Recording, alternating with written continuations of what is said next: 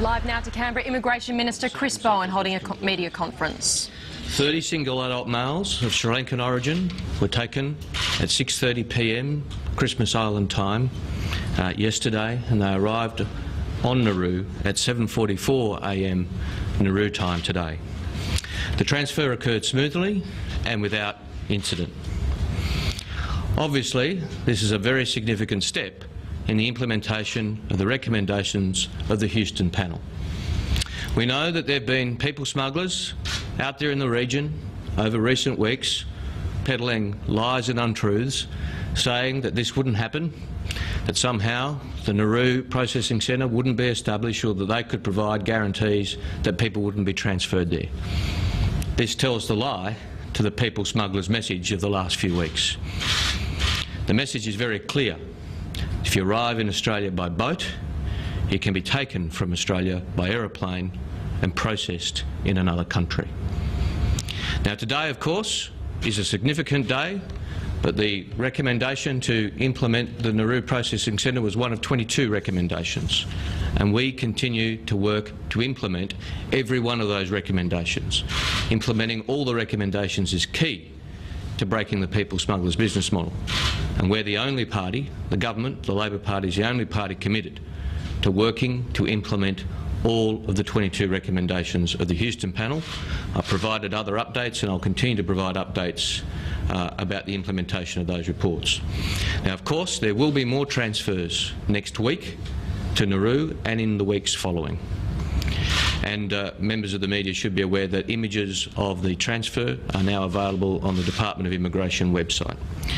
Happy to take your questions. How long do you expect the first group to be from Nauru for? Well, I've said before about the principle of no advantage, the very clear recommendation of the Houston panel that people who come by boat should not be advantaged in terms of their resettlement options and their resettlement outcomes over people who are waiting for resettlement elsewhere in the region.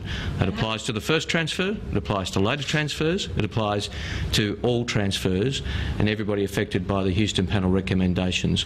Now, I'm not going to provide a how-to guide to people smugglers about that. I've said before that resettlement options are looked at on a case-by-case basis, bearing in mind the personal circumstances of the individual.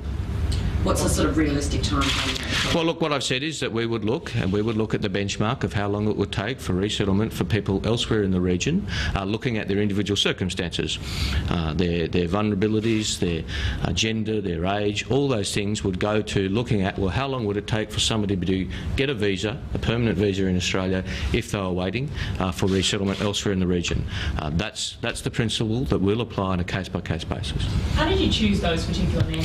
Operational reasons. The law is very clear that everybody who arrives in Australia is subject to transfer overseas, but in terms of who's chosen to go when, that's operational decision made by my department. There must have been a reason as to why those men were sent. Operational reasons. I think you can expect to see a broad cross-section of people transferred to Nauru next week and in coming weeks. What kind of legal rights and representations do these men? Well, they will receive the treatment as is outlined in the Houston panel, in terms of they will have their claims assessed under the Refugee Convention. There will be assistance in terms of those claims, and of course the governments of Nauru and Australia will make further announcements about the detailed legal treatment in an appropriate time, which I envisage to be in the not too distant future at all. Do they have independent representation? They will have the ability to seek representation. What about avenues of appeal if their application? I'd refer you to the Houston panel, which makes very clear recommendations. We're implementing those recommendations about appeal. Can you describe to us what they would be experiencing this morning, their housing, their living? Well, look, the footage is there for all to see. It's well known that this is a temporary facility. It has tents, it has all the necessary support that goes into that, but it is a temporary facility. It's not designed to be a permanent or luxurious facility. It's a temporary facility which is appropriate for the processing of these people. They're less comfortable than Christmas Island? Well, Christmas Island is a permanent facility, purpose-built, and this is a temporary facility which is quite different to what we have on Christmas Island. When will children be sent there?